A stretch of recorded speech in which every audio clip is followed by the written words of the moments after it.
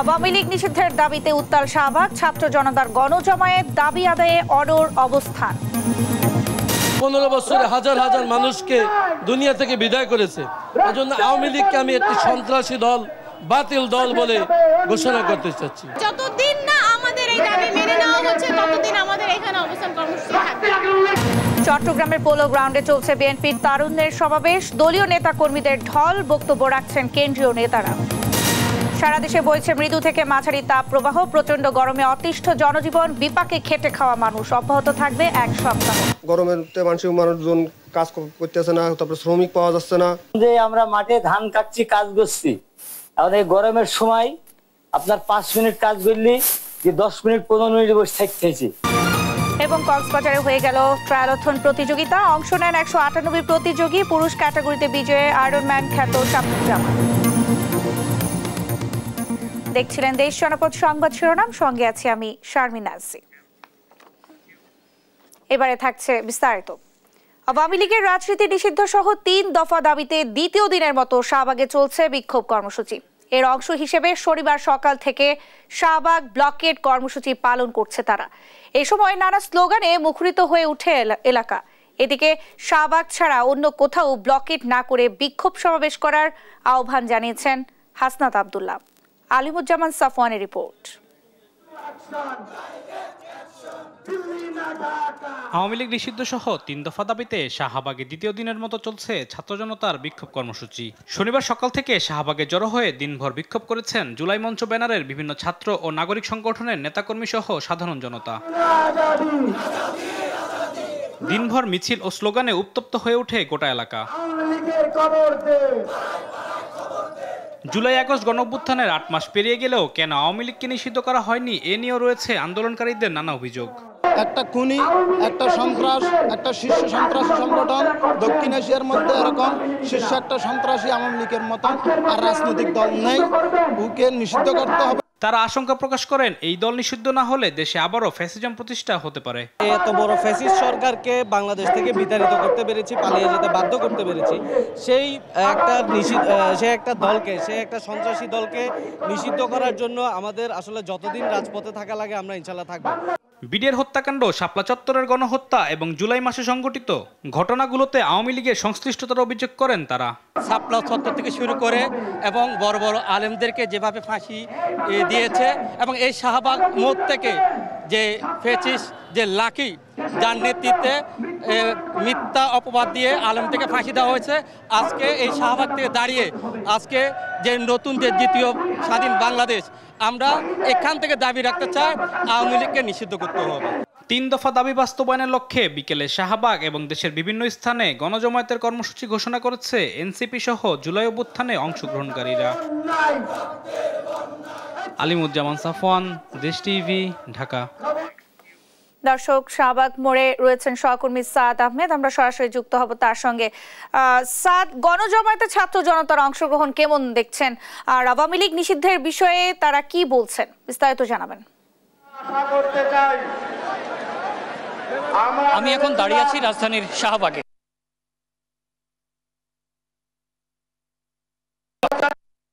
Slogan ban ban Awami League, যেমনটি দেখতে পাচ্ছেন বেলা বাড়ার সঙ্গে সঙ্গে কিন্তু পুরো শাহবাগে কিন্তু লোকের লোকারণ্য বলা যায়।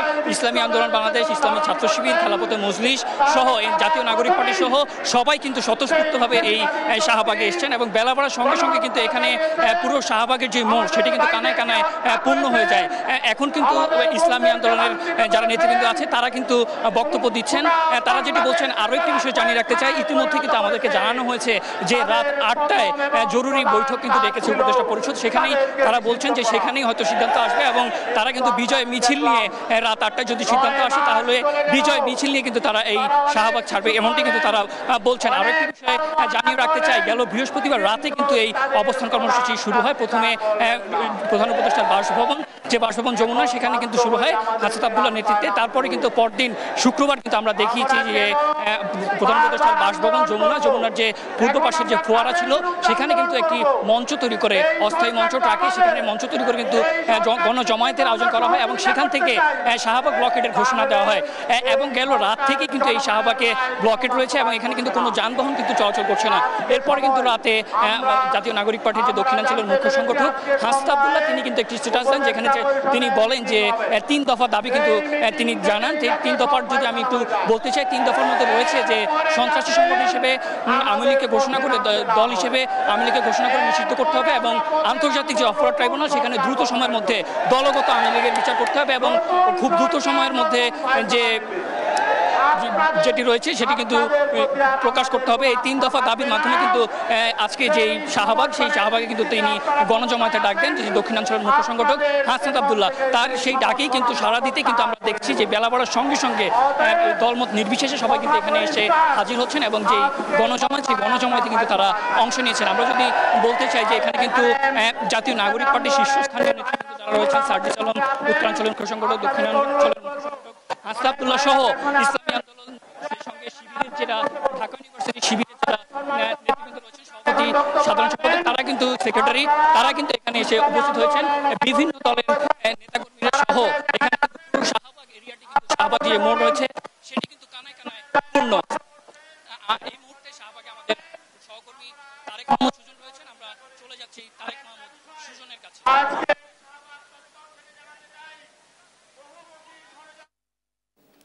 সাদ, আপনাকে ধন্যবাদ। দর্শক, শাহবাগ মোড় থেকে আমাদের সঙ্গে যুক্ত হয়েছিলেন সহকর্মী সাদ আহমেদ।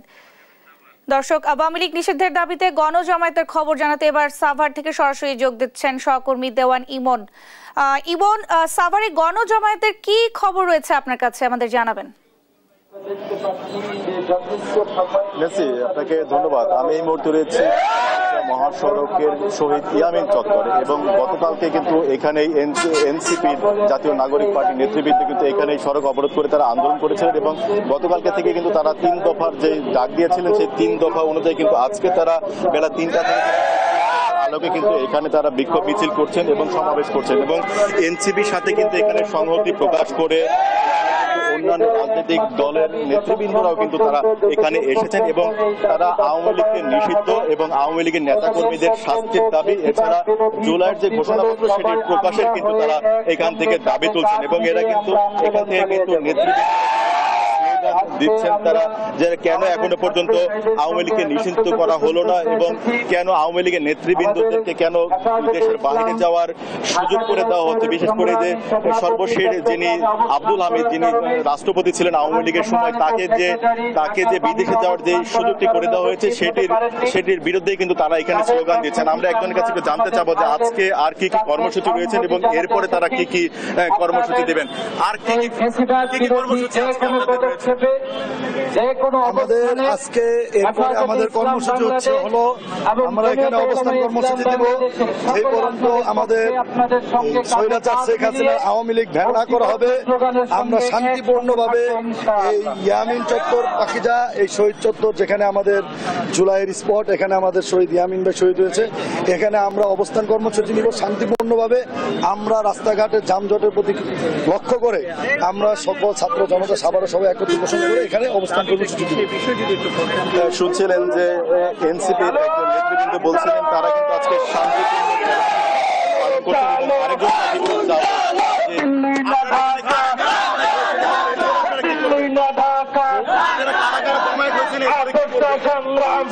আমরা এখানে হেফাজতের কর্মী এবং খেলাফত মজলিসের কর্মীরা এবং সাধারণ জনতা ও ছাত্র জনতা সবাই একত্রিত হয়েছে।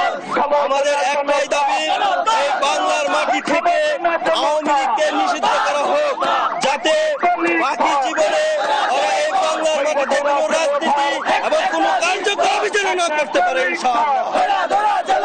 শুনছিলেন যে যারা এই যে তারা যেমন যে জুলাই আগস্টে আওয়ামী লীগের নেতৃত্বে ছাত্র জনতার উপরে যে মেসাকার চালানো হয়েছে, যে গুলি বর্ষণ করা হয়েছে, যে পরিমাণ নিহত হয়েছেন এবং আহত হয়েছেন, তাদের আওয়ামী লীগের যে শাস্তি সেটি খুব দ্রুত যেন নিশ্চিত করা হয় এবং যেই কারণে এত মানুষের প্রাণহানি, এত মানুষ মৃত্যুবরণ করেছে, সেই আওয়ামী লীগকে যেন অচিরে নিষিদ্ধের ঘোষণা দেওয়া হয় এবং জুলাই আগস্টের যে ঘোষণাপত্র সেটি যেন প্রকাশিত হয়। এই কিন্তু দাবিতেই কিন্তু তারা এখানে আন্দোলন করছে। ইমন, আপনাকে ধন্যবাদ। দর্শক, সাভার থেকে আমাদের সঙ্গে যুক্ত হয়েছিলেন সহকর্মী দেওয়ান ইমন। দর্শক, গণজামায়াতের খবর জানাতে এবার চট্টগ্রাম থেকে সরাসরি যোগ দিচ্ছেন সহকর্মী আজিজা হক পায়েল। পায়েল, আওয়ামী লীগ নিষিদ্ধে চট্টগ্রামে কি কর্মসূচি দেখছেন, বিস্তারিত জানাবেন।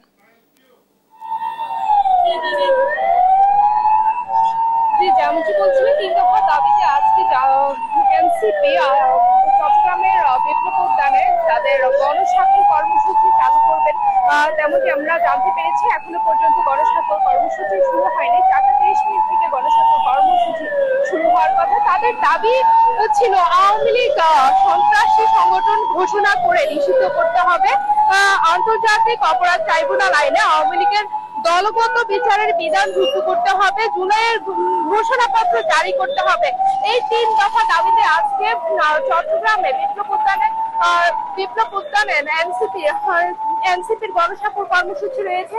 এই 3 দফা দাবি আদায় করবেন। এই গণস্বাক্ষর কর্মসূচি তারা জানিয়েছেন 4:30 থেকে তারা এই গণস্বাক্ষর কর্মসূচি চালু করবেন। এখনো পর্যন্ত তারা আসতে শুরু করেছেন। আমরা যেমনটি দেখতে পেরেছি, তারা আসছেন বিপ্লব উদ্যানে এবং তাদের এই কর্মসূচি শুরু হবে বিকেল 4:30 থেকে। এখনো পর্যন্ত তারা আসছেন, তাদের কর্মসূচি এখনো শুরু হয়নি। 4:30 থেকেই তাদের এই কর্মসূচি শুরু হবে এবং আমরা যতটুকু আমরা জানি, আওয়ামী লীগকে নিষিদ্ধ করার দাবিতে ঢাকায় আন্দোলন চলছে। সেই আন্দোলনের সাথে সম্পৃক্ততা রেখে তারা চট্টগ্রামেও গণস্বাক্ষর কর্মসূচি শুরু করবেন, এমনটাই আমরা জানতে পেরেছি। জাতীয় নাগরিক পার্টির তারা আমাদেরকে জানিয়েছেন এমনটাই। এই কর্মসূচি। ধন্যবাদ। দর্শক, চট্টগ্রাম থেকে আমাদের সঙ্গে যুক্ত হয়েছিলেন সহকর্মী আজিজা হক পায়েল। চট্টগ্রামে অনুষ্ঠিত হচ্ছে তারুণ্যের রাজনৈতিক অধিকার প্রতিষ্ঠার সমাবেশ। বিকেল 3টায় বিএনপির 3 সহযোগী অঙ্গ সংগঠনের আয়োজনে সমাবেশ শুরু হয়। চট্টগ্রামের পোলো গ্রাউন্ডে অনুষ্ঠিত সমাবেশের প্রধান অতিথি হিসেবে যোগ দিয়েছেন বিএনপি মহাসচিব মির্জা ফখরুল ইসলাম আলমগীর। সমাবেশকে কেন্দ্র করে তীব্র রোদ আর গরম উপেক্ষা করে দলে দলে মিছিল নিয়ে সমাবেশে এসেছেন সংগঠনটির কুমিল্লা ও চট্টগ্রাম বিভাগের 3 সহযোগী সংগঠন, ছাত্রদল, যুবদল ও স্বেচ্ছাসেবক দলের নেতাকর্মীরা। আয়োজকরা জানিয়েছেন, রাজনৈতিক অধিকার বঞ্চিত তরুণ প্রজন্মের ভোটাধিকার আদায় সহ ভবিষ্যৎ বাংলাদেশ গড়ার নীতি নির্ধারণের তরুণ প্রজন্মের সম্পৃক্তির উদ্দেশ্যেই এই আয়োজন। এই বিভাগীয় সাংগঠনিক বিভাগ জনগণকে তাদের সাংবিধানিক অধিকারকে দ্রুত ফিরিয়ে দিতে হবে। এই মুহূর্তে তরুণদের অধিকার, রাজনৈতিক অধিকার আদায়ের যে আন্দোলন, আমাদের যে সমাবেশ, এই সমাবেশের আসলে তরুণ এবং যুব সমাজের জন্যই তরুণরা তার প্রথম ভোটটি দিতে চায়, যে যেই বয়সের মাপকাঠিতে গিয়ে পৌঁছাক, এবং সে চায় তার ভোটের মাধ্যমে যে জনপ্রতিনিধি নির্বাচিত হবে তারা রাষ্ট্র পরিচালনার দায়িত্ব লোক। এই যে প্রথম ভোটের আকাঙ্ক্ষা, এটি কিন্তু সবার মধ্যে আছে। এই ভোটটি যত দ্রুত বাস্তবায়ন হবে, তত তরুণদের এই স্বপ্ন এবং সম্ভাবনাগুলো বাস্তবায়ন হবে বলে আমরা বিশ্বাস করি। তারুণ্যের যে রাজনৈতিক অধিকার এতদিন যেটা ছিল না, সেটাকে পুনঃপ্রতিষ্ঠিত করার জন্য আমরা তরুণদেরকে ঐক্যবদ্ধ করতে যাচ্ছি। একই সাথে দেশ গঠনে বা দেশ পরিচালনায় তরুণরা যেন আরো জোরালো ভূমিকা রাখতে পারে, সেই প্রচেষ্টাই আমরা করব। দর্শক, চট্টগ্রামে অনুষ্ঠিত হচ্ছে বিএনপি, ছাত্রদল এবং যুব দলের আয়োজনে তারুণ্যের রাজনৈতিক অধিকার প্রতিষ্ঠার সমাবেশ। সেখানকার পরিস্থিতি জানাতে সরাসরি যোগ দিচ্ছেন সহকর্মী সাইফুল রিপন। সাইফুল, সমাবেশে নেতাকর্মীদের সমাগম কেমন দেখছেন? সমাবেশ শুরু হয়েছে কিনা বিস্তারিত জানাবেন। ঠিক 5 মিনিট আগে সমাবেশের মূল যে আনুষ্ঠানিকতা, সেই আনুষ্ঠানিকতা শুরু হয়েছে এবং এর আগে কিন্তু প্রথম পর্বে সাংস্কৃতিক অনুষ্ঠান হয়েছে, যেখানে বিভিন্ন ধরনের দেশাত্মবোধক গান এবং বিভিন্ন গানের মধ্য দিয়ে নেতাকর্মীদের উজ্জীবিত করা হয়েছে। আমি যদি আপনাকে একটু দেখাতে চাই যে বিপুল সংখ্যক নেতাকর্মী কিন্তু তীব্র রোদ এবং গরম উপেক্ষা করে এই চট্টগ্রামের যে পলো গ্রাউন্ডে আজকে বিএনপির 3 অঙ্গ সংগঠন ছাত্রদল, যুবদল এবং স্বেচ্ছাসেবক দলের আয়োজনে যে সমাবেশ, সেই সমাবেশে অংশগ্রহণ করেছে এবং ইতিমধ্যেই এই সমাবেশের আনুষ্ঠানিকতা শুরু হয়েছে এবং বিভিন্ন জায়গা থেকে এই চট্টগ্রাম বিভাগের যে বিভিন্ন জেলাগুলো রয়েছে সেই জেলাগুলো থেকে নেতাকর্মীরা এসছেন এবং তারা যেটি বলছেন যে গেল 15 বছরে বাংলাদেশের যে তরুণ প্রজন্ম তাদেরও আজকে অনেক বয়স হয়ে গেছে এবং তারা এত দীর্ঘ সময় প্রায় 15 বছরেও তাদের ভোটাধিকার প্রতিষ্ঠা করতে না পারা, এটি তাদের মধ্যে এক ধরনের ক্ষোভের জন্ম দিয়েছে এবং তারা যেটি বলছেন যে অচিরেই তাদের ভোটাধিকার ফিরিয়ে দেওয়া হবে এমনটি কিন্তু তারা দাবি করছেন এবং ভোটাধিকার আদায় না হওয়া পর্যন্ত যে কোনো মূল্যে যে কোনো আন্দোলন সংগ্রামে তারা অব্যাহত রাখবে এবং তাদের জীবন উৎসর্গ করবে এমন কিন্তু দাবি তারা জানাচ্ছে। এবং বিএনপির আজকের যেই সমাবেশের আয়োজক তাদের সাথে আমরা কথা বলে যতটুকু জানতে পেরেছি, আয়োজকরা যেটি বলছেন যে বাংলাদেশের যে নতুন রাজনৈতিক বাস্তবতা তৈরি হয়েছে সেই জায়গা থেকে সামনের যে নতুন বাংলাদেশ গড়ার ভাবনা প্রত্যেকটা রাজনৈতিক দলের মধ্যে আছে, তারই অংশ হিসেবে কিন্তু এই তরুণ প্রজন্মের আজকের এই সমাবেশ এবং এই সমাবেশ এবং পাশাপাশি যেই সেমিনারগুলো আয়োজন করা হচ্ছে বিএনপির পক্ষ থেকে, সেই সমাবেশ এবং সেমিনারগুলোতে অংশগ্রহণকারী তরুণ প্রজন্মের কাছ থেকে রাষ্ট্র ভাবনা, ভবিষ্যতের কর্মসংস্থান নিয়ে ভাবনা, শিক্ষা, স্বাস্থ্য, বিভিন্ন প্রত্যেকটা বিষয় নিয়ে তরুণ প্রজন্মের যে ভাবনা, সেই তরুণ প্রজন্মের ভাবনাগুলো তারা তুলে আনতে চাচ্ছেন এবং অতীতের সব ভুল ত্রুটি সংশোধন করে সামনের যেই নতুন বাংলাদেশ গড়ার যে প্রত্যয় রাজনৈতিক দল হিসেবে বিএনপি নিয়েছে, সেই দলের ভবিষ্যৎ যে নীতি নির্ধারণ, সেই নীতি নির্ধারণের জায়গায় যেন একটা সুষ্ঠু ব্যবস্থাপনার মাধ্যমে একটা সুষ্ঠু নীতি তৈরি করতে পারে, সেই চেষ্টা কিন্তু তারা করছে। ইতিমধ্যেই কিন্তু এই সমাবেশের আনুষ্ঠানিকতা শুরু হয়েছে। এই মুহূর্তে ছাত্র দলের কেন্দ্রীয় কমিটির সাধারণ সম্পাদক কথা বলছেন এবং আজকের এই সমাবেশে বিএনপি মহাসচিব মির্জা ফখরুল ইসলাম আলমগীর প্রধান অতিথির বক্তব্য রাখবেন। তিনি যদিও এখনো এসে পৌঁছাননি। বিএনপি মহাসচিব মির্জা ফখরুল ইসলাম আলমগীরের বক্তব্যের মাধ্যমে আমরা জানতে পারবো নেতাকর্মীদের উদ্দেশ্যে নতুন কোনো বার্তা দলের পক্ষ থেকে দেওয়া হচ্ছে কিনা। সাইফুল, আপনাকে ধন্যবাদ। দর্শক, চট্টগ্রাম থেকে আমাদের সঙ্গে যুক্ত হয়েছিলেন সহকর্মী সাইফুল রিপন। দর্শক, খুলনায় গণজমায়েতের খবর সংগ্রহ করছেন আমাদের সহকর্মী নূর ইসলাম রকি। এবার সরাসরি যোগ দিচ্ছেন তিনি। রকি, খুলনায় গণজমায়েত থেকে ছাত্র জনতা কি বলছেন, বিস্তারিত জানাবেন। নগরীর শিববাড়ি মোড়ে আওয়ামী লীগকে ব্লকআউট আউট করার জন্য যে গণজমায়েত, সেটা কিন্তু আসলে আস্তে আস্তে শুরু করেছে। বিকাল 4:30-র পরই কিন্তু আনুষ্ঠানিকভাবে এখানে তাদের কার্যক্রম শুরু হবে বলে এখানকার নেতৃবৃন্দ জানিয়েছেন। এখানে কিন্তু সর্বসম্মতিকরণে সকল ছাত্র সংগঠন সহ সাধারণ মানুষ কিন্তু এসেছে। তারা তাদের যে স্লোগান এখানে আমরা শুনতে পাচ্ছি, তাদের একটাই দাবি, সেটা হচ্ছে যে বাংলাদেশ থেকে আওয়ামী লীগের রাজনীতিকে বয়কট করতে হবে, বাতিল করতে হবে, বা আওয়ামী লীগের যেন আর কখনো বাংলাদেশে অবস্থান না করতে পারে, এমনটা তারা বিভিন্ন স্লোগানে আসলে মুখরিত করছে। আমরা এনসিপি নেতৃবৃন্দের সাথে কথা বলছি, তারা যেটি বলেছে যে তাদের খুলনায় যে 3টি কর্মসূচি ছিল তার কিছুটা পরিবর্তন হয়েছে, যেহেতু আজকে খুলনা বেশ তাপদাহ, যার কারণে তারা সন্ধ্যার পর কিন্তু একটি মশাল মিছিল নগরীতে করবে আওয়ামী লীগ ব্লকআউটের দাবিতে। এর বাইরে কিন্তু এই মুহূর্তে নগরীর যে শিববাড়ি মোড় আছে, এই শিববাড়ি মোড়ে কিন্তু আস্তে আস্তে আমরা দেখতে পাচ্ছি যে বিভিন্ন রাস্তা থেকে কিন্তু গণজমায়েতের জন্য সাধারণ মানুষ ও ছাত্র জনতা আসা শুরু করেছে এবং তারা আসলে ঐক্যবদ্ধভাবেই কিন্তু আওয়ামী লীগ বয়কট করার জন্য যে দাবি, সেই দাবিতে কিন্তু স্লোগানে মুখরিত করছে। খুলনা শিববাড়ি থেকে এটা ছিল আমার কাছে সর্বশেষ সংবাদ। নান্সি। রকি, আপনাকে ধন্যবাদ। দর্শক, খুলনা থেকে আমাদের সঙ্গে যুক্ত হয়েছিলেন সহকর্মী নূর ইসলাম রকি। তীব্র তাপ প্রবাহে বিপর্যস্ত দেশের জনজীবন। শহর থেকে গ্রাম, মাঠ থেকে কারখানা, সবখানেই গরমের তীব্রতা ছড়িয়েছে। আজ দেশের সর্বোচ্চ তাপমাত্রা 41.2 ডিগ্রি রেকর্ড করা হয়েছে চুয়াডাঙ্গায়। আর রাজধানী ঢাকা সহ বেশিরভাগ জেলায় 40 ডিগ্রি ছুঁই করছে। এতে সবচেয়ে বেশি বিপাকে পড়েছেন শ্রমজীবীরা। টানা এক সপ্তাহ এমন তাপমাত্রা অব্যাহত থাকার পূর্বাভাস দিয়েছে আবহাওয়া অফিস। জানাতুল মোহনাকে সঙ্গে নিয়ে অঙ্কন চৌধুরীর রিপোর্ট। তীব্র তাপে পুড়ছে সারা দেশ। গেল কয়েকদিন ধরে দেশের বিভিন্ন অঞ্চলে বেড়েই চলছে তাপমাত্রা। শনিবার দুপুরে চুয়াডাঙ্গার তাপমাত্রা ছাড়িয়ে যায় 41 ডিগ্রিতে। সেই সঙ্গে 40-এর কাছাকাছি উঠেছে বেশিরভাগ জেলা। এদিন ঢাকায় তাপমাত্রা পারদ ওঠে 39 ডিগ্রির উপরে। সেই সঙ্গে রাজশাহী, খুলনা, ময়মনসিংহ, রংপুর সব অঞ্চলেই ছড়ায় উত্তাপ। গরমের তীব্রতায় শহরের রাস্তা থেকে শুরু করে গ্রামের মাঠ পর্যন্ত মানুষ পড়েছে চরম ভোগান্তিতে। তাপের তীব্রতা কমাতে নগরীর সড়ক জুড়ে ছেটানো হচ্ছে পানি। এতে সাময়িক স্বস্তি এলেও কমছে না উত্তাপ। বিশেষ করে শ্রমজীবী মানুষের কাজে পড়েছে বিপদ। আমরা মাঠে ধান কাটছি, কাজ করছি। এখন এই গরমের সময় আপনার 5 মিনিট কাজ করলি যে 10 মিনিট 15 মিনিট বসে থাকতেছি। আমরা মাঠে রোদের তাপে থাকতে পারছি। কাল থেকে খুব রোদ পড়ছে, রোদের জ্বালায় ছাতা টাঙিয়েছে, ছাতা দিয়ে প্যাসেঞ্জার পড়ছে না।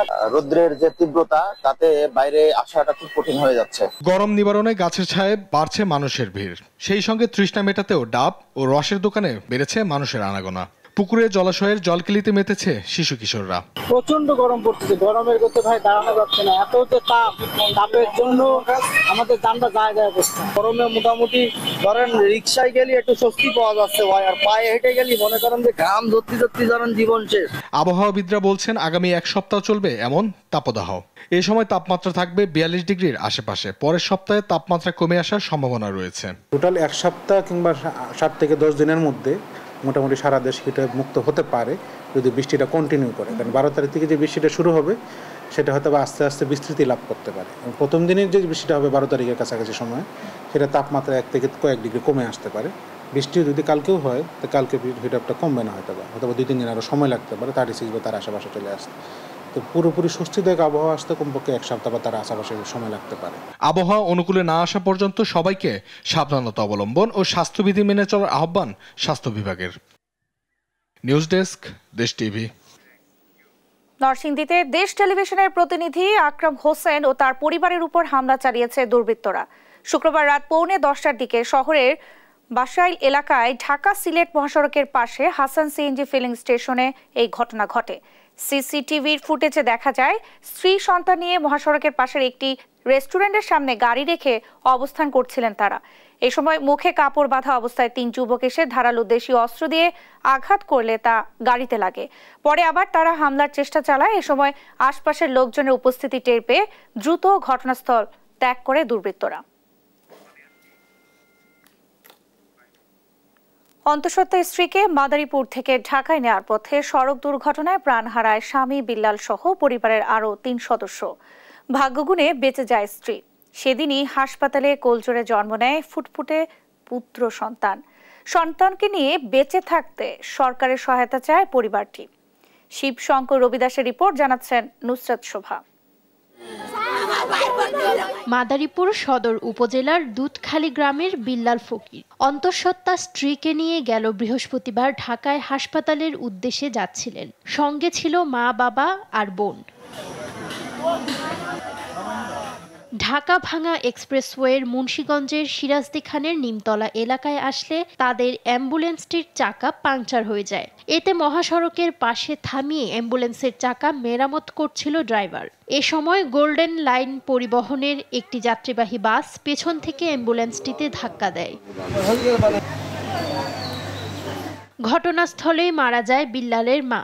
গুরুতর আহত অবস্থায় অ্যাম্বুলেন্স ড্রাইভার সহ বাকিদের হাসপাতালে নিয়ে যায় ফায়ার সার্ভিসের সদস্যরা। বিল্লালের স্ত্রী ছাড়া সবাইকে মৃত ঘোষণা করেন চিকিৎসক। সেদিনই বিল্লালের স্ত্রীর কোল জুড়ে আসে ফুটফুটে পুত্র সন্তান। কিন্তু বিল্লালের আর আদর করার সুযোগ হলো না নিজের ছেলেকে। নবজাতকও কোনোদিন পাবে না বাবা দাদা দাদির আদর। মারা গেছে ওই ছেলে ওই বাচ্চাগুলো কেমনে বাঁচবে, আপনারা সিদ্ধান্ত আপনারা নেবেন। সব মারা গেছে, কিভাবে বাঁচবে? সংসারে লোক ছিল, আজকে বিদায় হয়ে চলে গেল। এমন একটা লোক ছিল, 7 নম্বরে আমি ওয়ার্ডের মেম্বার, টাকা গেলে আমি দেখি নাই কোনোদিন হাতের কোনো কাজে কোনো মানুষের কষ্ট পাইছে। এই দুর্ঘটনায় শোক বইছে পরিবারে। আর কোনো পরিবারকে যেন এরকম কঠোর পরিস্থিতির মধ্য দিয়ে না যেতে হয়, সেজন্য সরকারকে যথাযথ পদক্ষেপ নিতে হবে বলছেন নিহতের স্বজনরা। নিউজ ডেস্ক, দেশ টিভি। এক কাপ চা খেতে কতই বা খরচ হয়? 5 টাকা থেকে সর্বোচ্চ 20 টাকা। কিন্তু এক কাপ চায়ের দাম যদি 1 লাখ টাকা হয়? অবাক হলেও হোয়াইট টি বা সাদা এক কাপ চায়ের দাম 1 লাখ টাকা। চা সংশ্লিষ্টদের মতে এই চায়ে রয়েছে যেমন সর্বোচ্চ দামের তকমা, তেমনি রয়েছে স্বাস্থ্যের পক্ষে জাদুকরী উপাদান। সহকর্মী সালে ইলাহি কুটির পাঠানো তথ্য ছবিতে আরো জানাচ্ছেন অঙ্কন চৌধুরী। মৌলভীবাজারের শ্রীমঙ্গলে বাংলাদেশের চা গবেষণা ইনস্টিটিউটে বিটু জাতের চা গাছের সাদা লোমযুক্ত কুড়ি ভোরবেলায় শিশির বা বৃষ্টির পানি ছাড়া বিশেষভাবে প্রশিক্ষিত শ্রমিকের হাতে সংগ্রহ করে থাকে। এরপর কঠোর মান নিয়ন্ত্রণের মাধ্যমে প্রক্রিয়াজাতকরণ করে তৈরি করা হয় দুর্লভ হোয়াইট টি। চা সংশ্লিষ্টদের মতে এই বিশেষ চা 1 কাপের দাম হতে পারে 1 লাখ টাকা। বিশেষ গাছ থেকে আমরা পাতাটা সংগ্রহ করে যাতে কোনো দাগ না লাগে, এরপরে আমরা পাতাটাকে তৈরি করি। এটার নাম হলো হোয়াইট টি। বিশেষ গাছ থেকে এই পাতাটা তোলা হয় এবং এইটা যারা তুলে শ্রমিকদের তদারকি করার জন্য আমরা এই দেখি যে কোনো প্রকার যে এই বাট পাতার কুড়ি পাতাটায় কোনো প্রকার যে দাগ না লাগে এবং এই পাতাটা থেকেই হোয়াইট টি তৈরি করা হয়। কারখানায় প্রক্রিয়াজাতকরণের পর তৈরি করা হয় হোয়াইট টি। সেখানেই ঘটে আশ্চর্যজনক স্নিগ্ধতা। 1 কাপ হোয়াইট টির চায়ের দাম 1 লক্ষ টাকা। সেই জন্য আমরা কোয়ালিটি মেনটেন করে এটা আমরা এই ল্যাবে, ম্যানুফ্যাকচারিং ল্যাবে এটা তৈরি করা হয়। হোয়াইট টি মানবদেহের জন্য অত্যন্ত উপকারী, তবে বিশেষ গুণের এই চা অত্যন্ত ব্যয়বহুল। 1 কাপ চা 1 লাখ টাকা বলে জানান এই অভিজ্ঞ টি প্ল্যান্টার। হোয়াইট টিটা আমরা বিটিআরআই মেড হোয়াইট টি এবং এটা আমাদের মিরাকুলাস ক্লোন BT2 থেকে আমরা হোয়াইট টি তৈরি করে থাকি। 1 কাপ বাংলাদেশি টাকায় 1 লাখ টাকা, এক কাপ হোয়াইট টি এর প্রাইস। হোয়াইট টি অ্যান্টিঅক্সিডেন্ট সমৃদ্ধ, যা তারুণ্য ধরে রাখে এবং মনকে সতেজ রাখে এবং চর্বি কমাতে সহায়তা করে। নিউজ ডেস্ক, দেশ টিভি। অন্তর্বর্তীকালীন সরকার ক্ষমতায় আসার আগে খাদ্যের স্বয়ংসম্পূর্ণতা নিয়ে কিছু সংশয় ছিল। বর্তমানে খাদ্যে বাংলাদেশ স্বয়ংসম্পূর্ণ বলে মন্তব্য করেছেন খাদ্য মন্ত্রণালয়ের উপদেষ্টা আলী ইমাম মজুমদার। শনিবার দুপুরে রাঙ্গামাটির কাপ্তাই উপজেলার কর্ণফুলী পানি বিদ্যুৎ উৎপাদন কেন্দ্রের রেস্ট হাউস বিদ্যুৎ ভবনের সম্মেলন কক্ষে রাঙ্গামাটি জেলার খাদ্য মজুদ ও বিতরণ পরিস্থিতি নিয়ে মত বিনিময় শেষে এ কথা বলেন তিনি। বলেন, বাংলাদেশে মাত্র 10 লাখ মেট্রিক টন গম উৎপাদন হয়, আর বাকি 60 লাখ টন গম বাইরে থেকে আমদানি করতে হয়। অন্তর্বর্তী সরকার খাদ্য সংরক্ষণে ব্যাপক ব্যবস্থা গ্রহণ করেছে বলেও জানান তিনি। আল্লাহর রহমতে খাদ্য পরিস্থিতি ভালো, দোয়া করেন ফসল আমাদের সবসময় ভালো হোক। আর শুধুমাত্র বড় দিয়েই আমাদের ইয়া না, বড়োর পরে আছে আউশ খুব মেজর ফসল না হলে পরে আছে আমন। গতবার আমরা একটা বড় ধাক্কা খেয়েছিলাম এই সরকার আসার পরে দেশের উত্তর পূর্বাঞ্চলে একটা ফ্ল্যাশ ফ্লাডে এই ফেনী, নোয়াখালী, কুমিল্লা, ব্রাহ্মণবাড়িয়া সহ বিরাট ফসল, এই কারণে আমাদের যথেষ্ট পরিমাণে চাল আমদানি করতে হয় এবং এই বিরাট নতুন সরকার আসার চ্যালেঞ্জ সত্ত্বেও আমরা আমদানি করতে পেরেছি।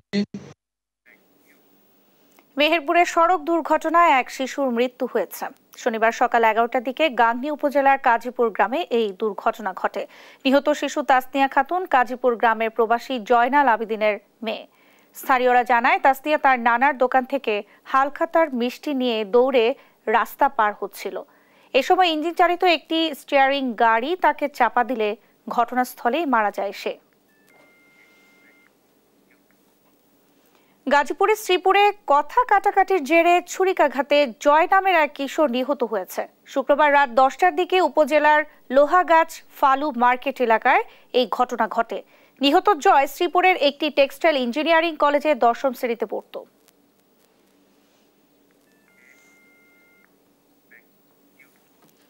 পটুয়াখালীর কুয়াকাটা সমুদ্র সৈকতে গোসলে নেমে ঢেউয়ের তোড়ে ডুবে গিয়ে রাজেশ কুমার পাল নামের এক পর্যটকের মৃত্যু হয়েছে। শনিবার বেলা 11টার দিকে সৈকতের 0 পয়েন্টের পশ্চিম পাশে এই দুর্ঘটনা ঘটে। রাজেশের বাড়ি রাজশাহী জেলার পুটিয়া উপজেলায়। পুলিশ জানায়, রাজেশ তার এক চাচাতো ভাই ও ভগ্নিপতিকে সঙ্গে নিয়ে শুক্রবার কুয়াকাটায় বেড়াতে আসেন। সকাল 10টার দিকে তারা সমুদ্রে গোসলে নামেন। পরে রাজেশ সমুদ্রের ঢেউয়ের তোড়ে একটু গভীরে গিয়ে ডুবে যায়। নেতাকর্মীদের একতাবদ্ধ হয়ে কাজ করতে কর্মী সভা করেছে বিএনপি। শুক্রবার বিকেলে কুষ্টিয়ার দৌলতপুর উপজেলার রিফায়েতপুর ইউনিয়নের হরিণগাছা স্কুল মাঠে এই কর্মী সভা অনুষ্ঠিত হয়। এ সময় বক্তব্য রাখেন দৌলতপুর বিএনপির আহ্বায়ক ও সাবেক এমপি রেজা আহমেদ বাচ্চু মোল্লা, সিনিয়র যুগ্ম আহ্বায়ক বিল্লাল হোসেন, সদস্য নজরুল ইসলাম সহ উপজেলা বিএনপির অন্যান্য নেতাকর্মীরা। এ সময় বক্তারা জনগণকে নিরাপদ রাখতে পুলিশকে আরও কঠোর ভূমিকা পালন সহ দ্রুত নির্বাচনের দাবি জানান। রাজশাহী মহানগরীতে অতি তীব্র শব্দে দূষণ পাওয়া গেছে। শনিবার বেলা 11টায় বরেন্দ্র পরিবেশ উন্নয়ন স্বেচ্ছাসেবী সংস্থা নামে পরিবেশবাদী সংগঠন নগরীর রেলগেটে শব্দ দূষণ মান নিয়ন্ত্রণ যন্ত্র নয়েজ লেভেলের মিটারের মাধ্যমে শব্দ দূষণের এই মান নির্ণয় পরীক্ষা করে। এ সময় রেলগেট এলাকা 97.2 ডেসিবেল নয়েজ লেভেল মিটারে দেখা যায়, যা গত বছরের চেয়ে 1.2 ডেসিবেল বেশি। নগরীর ট্রাফিক, আবাসিক এলাকা, বাণিজ্যিক, মিশ্র এমনকি নীরব এলাকাতেও এখন শব্দের মাত্রা অতি তীব্র। মুন্সিগঞ্জ লঞ্চ ঘাটে একটি পিকনিক লঞ্চে ভ্রমণে আসা 2 তরুণীকে প্রকাশ্যে মারধরের ঘটনা ঘটেছে। এই ঘটনায় অভিযুক্ত যুবককে আটক করেছে পুলিশ। শুক্রবার রাত 9টার দিকে মুন্সিগঞ্জ লঞ্চ ঘাটে এমভি ক্যাপ্টেন নামক লঞ্চে এই ঘটনা ঘটে। স্থানীয়রা জানায় ঢাকা থেকে চাঁদপুরে মোহনপুরে যাচ্ছিল লঞ্চটি। এ সময় লঞ্চটিতে 3 শতাধিক লোক ছিল, যার মধ্যে একদল তরুণ তরুণী পার্টি করছিল। এ সময় মাদক ও অশ্লীলতার অভিযোগে লঞ্চে উঠে 3 তলার কয়েকটি কক্ষে তরুণ তরুণীদের আটক করে স্থানীয়রা। এ সময় মারধর করা হয় 2 তরুণী সহ বেশ কয়েকজনকে। এই ঘটনা অভিযুক্ত এক যুবককে আটক করেছে পুলিশ। যে লঞ্চে কিছু অসামাজিক কার্যকলাপ হচ্ছে, স্থানীয় লোকজন ওই লঞ্চে ঢুকতে যায়। এই সময় লঞ্চের লোকজন তাদের বাধা দেয়। তখন স্থানীয় উত্তেজিত জনতা এবং লঞ্চের লোকজনের মধ্যে মারামারির ঘটনা ঘটে। এই সময় কয়েকজন মেয়ে ছিল, এই মেয়েদেরকেও স্থানীয় কয়েকটা ছেলে এরা মারধর করে। তার মধ্যে একটা ভিডিওতে দেখা যায় যে একজন ছেলে, তার নাম জাহিদ, তাকে আমরা জিজ্ঞাসাবাদের জন্য থানায় নিয়ে আসছি। এই মেয়ের যে সম্বালা ভাই একটু শাসন করা হলো, ভাই হিসাবে শাসন করা হলো। আমি আইনের প্রতি শ্রদ্ধাশীল। আমি ওই টাইমেও থানায় ফোন দিছি, রাজু ভাইরিতে ফোন দেওয়াইছি যে থানা থেকে সেকেন্ড অফিসারে আসার জন্য। তো উৎসব জনতা যে পরিস্থিতি সামাল দেওয়ার জন্য আমি মেয়ের ভাই হিসাবে 2-3টা বাড়ি দিই। দেওয়ার পরে বাড়িগুলো আমি দিই উন্নার ভিতরে, যাতে ওদের ব্যথা না লাগে। শুভ বুদ্ধ পূর্ণিমা উপলক্ষে সংবাদ সম্মেলনে প্রবারণা পূর্ণিমায় ছুটি ঘোষণা সহ 11 দফা দাবি উত্থাপন করেছেন সম্মিলিত বুদ্ধ পূর্ণিমা উদযাপন পরিষদ। শনিবার দুপুরে সম্মিলিত বুদ্ধ পূর্ণিমা উদযাপন পরিষদের উদ্যোগে নগরীর জামাল খান রোডস্থ বাংলাদেশ বুদ্ধিস্ট ফাউন্ডেশন মিলনায়তনে সংবাদ সম্মেলন অনুষ্ঠিত হয়। সংবাদ সম্মেলনে পরিষদের সভাপতি রিটন কুমার বড়ুয়া বলেন, পরিষদের উদ্যোগে আগামী 11 মে শুভ বুদ্ধ পূর্ণিমার দিন সকাল 9টায় চট্টগ্রাম ডিসি হিল চত্বর থেকে শান্তি শোভাযাত্রা হবে। এবছর প্রায় 60টি বৌদ্ধ সংগঠন নিজ নিজ ব্যানার নিয়ে শান্তি শোভাযাত্রায় অংশগ্রহণ করবে। বৌদ্ধ ইতিহাস ঐতিহ্যের সাথে সম্পর্কযুক্ত বৌদ্ধ সম্প্রদায়ের দ্বিতীয় ধর্মীয় উৎসব প্রবারণা পূর্ণিমায় সরকারি ছুটি ঘোষণা সহ 11 দফা দাবি সরকারের উদ্দেশ্যে তুলে ধরা হয়। বিশ্বকবি রবীন্দ্রনাথ ঠাকুরের 164তম জন্মবার্ষিকী উপলক্ষে সংস্কৃতি মন্ত্রণালয়ের আয়োজনে 3 দিনের অনুষ্ঠানমালা শেষ হচ্ছে আজ। শেষ দিনেও স্মৃতি বিজড়িত কুষ্টিয়ার শিলাইদহের কুঠি বাড়িতে নাটক, কবিতা, নৃত্য সহ গানে গানে কবিকে স্মরণ করছে রবীন্দ্রপ্রেমীরা। কবিগুরুর জন্মবার্ষিকী উপলক্ষে জাতীয়ভাবে এই আয়োজনে খুশি তারা। 25শে মে বৈশাখের মতোই যেন 22শে শ্রাবণও কবির মৃত্যুবার্ষিকী এমন জাতীয়ভাবেই আয়োজন করা হয়, সেই দাবি তাদের। ইরফান রানার ক্যামেরায় কুষ্টিয়া থেকে নাহিদ হাসান তিতাসের রিপোর্ট। নাটক, কবিতা, নৃত্যসহ গানে গানে কুষ্টিয়ার শিলাইদহের কুঠিবাড়িতে কবিগুরুকে স্মরণ করছে রবীন্দ্রপ্রেমীরা। বিশ্বকবি রবীন্দ্রনাথ ঠাকুরের ১৬৪তম জন্মবার্ষিকী উপলক্ষে সংস্কৃতি মন্ত্রণালয়ের আয়োজনে ৩ দিনের অনুষ্ঠানমালা শেষ হচ্ছে আজ। শেষ দিনেও রবীন্দ্রপ্রেমীদের পদচারণায় মুখরিত শিলাইদহের কুঠিবাড়ি। যে কুঠিবাড়ি রবীন্দ্রনাথকে পূর্ণতা দিয়েছে, সেই কুঠিবাড়িতে এমন আয়োজনে আসতে পেরে খুশি রবীন্দ্রপ্রেমীরা। রবীন্দ্রনাথের প্রতি ঋণ স্বীকারে নিয়মিতই এমন আয়োজন চাই তারা। তার গানের প্রতি আমরা বেশি আকৃষ্ট হয়েছি এবং সেই টানেই আমরা বারবার ছুটে আসি। রবীন্দ্রনাথের বাণীগুলো যদি কেউ অন্তরে ধারণ করে এবং সেই মতো চলতে পারে, তাহলে সমাজের এই অস্থিতিশীল পরিস্থিতি এগুলো স্থিতিশীল হওয়া সম্ভব। পহেলা বৈশাখ বাঙালির যেমন জীবনের একটা অবিচ্ছেদ্য অংশ। আমি মনে করি আমার কাছে এই 25শে বৈশাখ রবীন্দ্রপ্রেমী, এখানে যারা রবীন্দ্র ভক্ত এবং প্রেমীরা যারা আসে উপভোগ করে, ঠিক তেমনি আমার কাছে অসম্ভব ভালো লাগে। নিভৃত বাংলার সবুজ শ্যামলে ঘেরা এই কুঠিবাড়িতে বসেই রবি ঠাকুর সমৃদ্ধ করেছিলেন বাংলা সাহিত্য ও সংস্কৃতিকে। বাংলা ভাষাকে পরিচিত করেছিলেন বিশ্ব দরবারে। তাই কবির এই স্মৃতি বিজড়িত কুঠিবাড়ি সংরক্ষণ সহ বিশ্বমানের পর্যটন কেন্দ্রে রূপান্তরিত করার দাবি দর্শনার্থীদের। সরকারের জন্য আরো কিছু পদক্ষেপ নেওয়া উচিত, কারণ আমার মনে হয় যে জিনিসটা আরেকটু যদি ইমপ্রুভ করা যায় বা সাধারণ জনগণ যাতে এখানে আসতে পারে, ঘুরতে পারে। সরকারকে বলবো যে আপনি এখানে আরো কিছু স্থাপন করেন, যাতে পর্যটকরা এসে যাতে অন্তত 5-7 দিন 10 দিন থাকার মতো একটা মন নিয়ে আসে। বাঙালি হিসেবে কবির প্রতি ঋণ স্বীকারে শুধু 25শে বৈশাখী নয়, 22শে শ্রাবণও কবির মৃত্যুবার্ষিকীতে যেন এমন জাতীয়ভাবেই আয়োজন করা হয়, সেই দাবি রবীন্দ্র গবেষকদের। রবীন্দ্রনাথের প্রতি শ্রদ্ধা জানানোর মতো করে 22শে শ্রাবণটা এখানে হয় না, সেটাও আমরা প্রত্যাশা করি।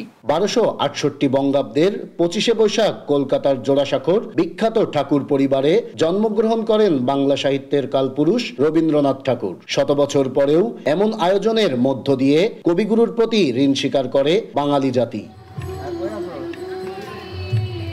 নাইদা শান্তিতাস, দেশ টিভি, কুষ্টিয়া।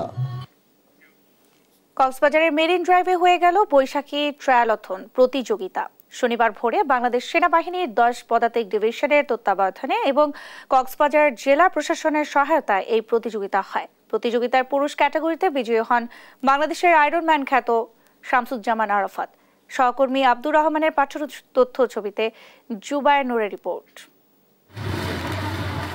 সাঁতার, দৌড় এবং সাইক্লিং, এই তিনের সমন্বয়ে চ্যালেঞ্জিং এক ক্রীড়া ইভেন্ট ট্রায়াথলন। বিশ্বব্যাপী পরিচিত হলেও বাংলাদেশে খুব একটা প্রচলিত নয় এটি। তবে বাংলাদেশ সেনাবাহিনী এবং কক্সবাজার জেলা প্রশাসনের আয়োজনে দেশে প্রথমবারের মতো হয় বৈশাখী ট্রায়াথলন। শনিবার ভোরে কক্সবাজারের রেজু খালে 750 মিটার সাঁতার দিয়ে শুরু হয় এ প্রতিযোগিতা। এরপর মেরিন ড্রাইভে হয় 20 কিলোমিটার সাইক্লিং, আর লাল কাঁকড়া বিচে বে ওয়ার্চের সামনে এসে শেষ হয় 5 কিলোমিটারের দৌড়।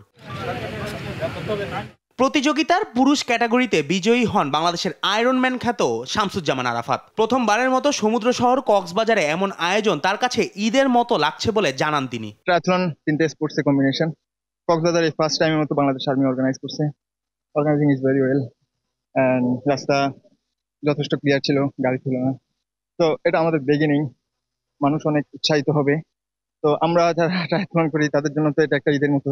গেমটা প্রথম হয়েছে আর অর্গানাইজেশনটা প্রথম হয়েছে, অনেক ভালো হয়েছে। ধন্যবাদ সেনাবাহিনীকে, অনেক সুন্দর ইয়ে করছে। আর আমি আমার লাইফে ফার্স্ট টাইম করলাম, আমি তো ফার্স্ট টাইম করে পার হয়েছি, ইনশাআল্লাহ খুব ভালো লাগতেছে। নারী ক্যাটাগরিতে বিজয়ী হন রংপুরের ফেরদৌসী আক্তার মারিয়া। অনুভূতি ব্যক্ত করতে গিয়ে তিনি তার ক্যাটাগরিতে বাংলাদেশের আয়রন ম্যান হতে চান বলে জানান। আমার ইচ্ছা আছে আমি বাংলাদেশকে রিপ্রেজেন্ট করবো আয়রন ম্যান 70.2। তো আমার ইচ্ছা আছে আমি আমার এজ ক্যাটাগরিতে চ্যাম্পিয়ন হব বিশ্বের মধ্যে। এদিকে বৈশাখী ট্রায়াথলনে অংশ নেয়া প্রতিযোগিতারাও ব্যক্ত করেন নিজেদের অনুভূতি। সুইমিং, সাইক্লিং এবং রানিং মিলিয়ে বেশ চ্যালেঞ্জিং ছিল বলে জানায় তারা। সুইমিং, সাইক্লিং এন্ড রানিং, এই ট্র্যাকে মেরিন ড্রাইভের ট্র্যাকে ইটস ভেরি চ্যালেঞ্জিং। দুর্দান্ত অনুভূতি। আমরা চট্টগ্রাম বিশ্ববিদ্যালয় থেকে আমরা 10 জনের একটা টিম আসছিলাম। ধন্যবাদ বাংলাদেশ সেনাবাহিনী এত সুন্দর একটা আয়োজন করার জন্য। প্রতিযোগিতা শেষে জিওসি 10 পদাতিক division Cox's Bazar area commander major general Mohammad Asadullah Minhajul Alam এবং কক্সবাজার জেলা প্রশাসক বিজয়ীদের মাঝে পুরস্কার বিতরণ করেন। প্রথমবারের মতো আয়োজিত প্রতিযোগিতায় 2 ক্যাটাগরিতে 2 জন নারী এবং 196 জন পুরুষ অংশ নেন। জুবায়ের নূর, স্পোর্টস ডেস্ক, দেশ টিভি। এই ছিল এখনকার দেশ জনপদ সংবাদ। পরের বুলেটিন দেখার আমন্ত্রণ রইল। ধন্যবাদ সবাই। নিউজ।